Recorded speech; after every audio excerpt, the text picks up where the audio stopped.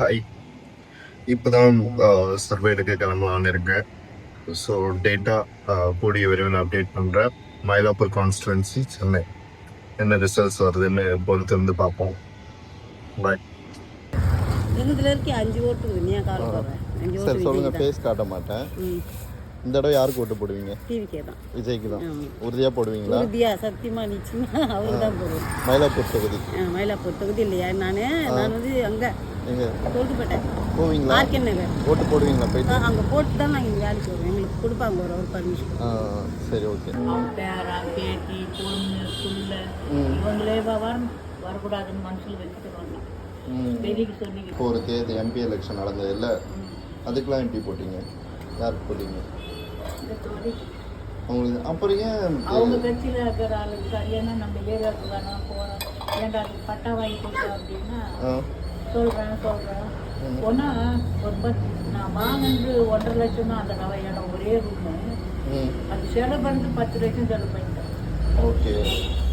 அதனால மனசு வெறுத்து போய் உட்காந்து கிடக்குறான். அந்த 4 பொட்டை பிள்ளைங்க, அந்த ரூமே கிடையாது. கீழே ஆமாம் ஊடு கூட பால் போட்டோம். நம்மளுக்கு யார் இல்லை, கவர்மெண்ட் அந்த ஸ்கீம்லாம் இருக்கு, அவங்க பசங்களை யாராவது கூப்பிட்டு போகலாம்ல. ஸோ அப்போ இந்த முறை என்ன எப்படி நான் சொன்னது தான் கண்டிஷனாகவே அப்படிலாம் பண்ணுவோம். அப்போ கடைசியில் போய் மாற்றி போட்டுருவீங்களா? ஜெயிக்கிற கட்சி. ஐயோ இல்லை, நாங்களாம் வெறுத்து போய் கிடக்குறோம். எம்ஜிஆருக்கு தான் பரவாயில்ல, அதுதான் நல்லது, ரொம்ப நல்லது. அவர் பிள்ளை எல்லாத்தையும் இவர் பிள்ளையாவே இருந்துச்சு. மயிலாப்பூர் சட்டமன்ற தொகுதி சென்னையில் இருக்கிற இடம். ஸோ இங்கே சாம்பிள்ஸ் கலெக்ட் பண்ண வந்திருக்கோம். இன்னும் கொஞ்சம் நேரத்தில் எப்படி ட்ரெண்ட் இருக்குன்றதை அப்டேட் பண்ணுறேன். எல்லா மகளிர் உரிமை தொகை கிடைக்குதா? எல்லாமே கிடைக்குதுமா. சாப்பாடு முதல்ல வந்து தராங்க. எங்களை கை க்ளோஸ் ஷூ வந்தப்போ பார்த்துக்கிட்டாங்களா? ஹாஸ்பிட்டல் இட்டுன்னு போகிறோம். யாருக்குமா ஓட்டு போடுவீங்க? எங்களுக்கு விஜய் சார் வந்தால் எங்களுக்கு நல்லா உதவி பண்ணுவார். கண்டிப்பா. சரி, ஓகே, நன்றிமா.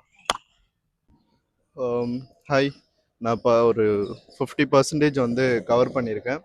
இன்னும் கொஞ்சம் போக வேண்டியது இருக்குது. ஃபுல் ட்ரெண்டை பார்ப்போம். பாசிட்டிவாக இருக்குது நிறைய கட்சிகளுக்கு. ஆக்சுவலாக நான் ஏன் நிறைய பேர் ஃபேஸை வந்து காட்டல அப்படின்னா, தே ஆர் லிட்ரலி அஃப்ரைட். அவங்க வந்து கொஞ்சம் பயப்படுறாங்க ஃபேஸை காட்டுறதுக்கு. ஸோ காட்ட விருப்பப்படுறவங்களோட ஃபேஸ் மட்டும்தான் நான் டிஸ்பிளே பண்ணிகிட்ருக்கேன். So will see. You can see there is one apartment. So அந்த அப்பார்ட்மெண்ட்லேயும் நான் பர்சனலாக போயிட்டு இப்போ சாம்பிள்ஸ் கலெக்ட் பண்ணேன். பட் அவங்களாம் வந்து ஃபேஸை காட்டவும் ரெடியாக இல்லை, அண்டு வீடியோ நார்மலாக எடுக்கவும் அவங்க விருப்பப்படலை. ஸோ அதனால் நாங்கள் சாம்பிள்ஸை மட்டும் நோட் பண்ணிவிட்டு வந்துட்டேன். ஸோ அந்த அப்பார்ட்மெண்ட்டில் கிட்டத்தட்ட ஒரு 13 பேர்கிட்ட என்னால் சாம்பிள் கலெக்ட் பண்ண முடிஞ்சது. அதில் 7 பேர் டிவிகே அப்படின்னு சொல்லியிருக்காங்க. Will see. இப்போ 26 எலெக்ஷன் எப்படி எதிர்பார்க்குறீங்க? யாருக்கு ப்ரிஃபரன்ஸாக இருக்கலாம்னு? யாருக்கு எதிர்பார்க்குறீங்கன்னு கேட்குறீங்களா? யாருக்கு போட்டா நல்லா இருக்கும்? நீங்க தான் சொல்லணும். நான் தான் சொல்லணுமா? சரி, நான் உங்க ஃபேஸ் கூட காட்டல, சொல்லுங்க. உங்க முகத்தை கூட காட்டல. நாங்க எல்லாம் பக்கா டிஎம்கேப்பா. நாங்க வந்து இது ஸ்டாலின் தான் போடுவோம். ஓகே. ஆமா. சேஞ்ச் வரலனாலும் அதுதான். யார் வந்தாலும் சரி அவங்க தான். ஜெயலலிதா அம்மா போச்சு, இவரு போனாரு, யாரு இவர் வந்து பக்கா டிஎம்கே. ஜெயலலிதா அம்மா இருந்தா கூட எங்க வீட்டுக்காரர் அவர் வந்து அந்த காலத்துல இருந்து அவரு பயங்கர டிஎம்கே. அவரு 67ல இருந்து அவரு. நான் வந்து எம்ஜிஆர் ரொம்ப ஃபேன். எம்ஜிஆர் தான் பிடிக்கும். அப்புறம் ஜெயலலிதா அம்மா இருந்தாங்க. அதுக்கப்புறம் யாருக்கும் ஓட்டு போறதில்ல, ஸ்டாலின் தான். சரி, இப்ப பெனிஃபிட்லாம் கிடைக்கலன்றீங்களே, அப்புறமா போடுவீங்களா?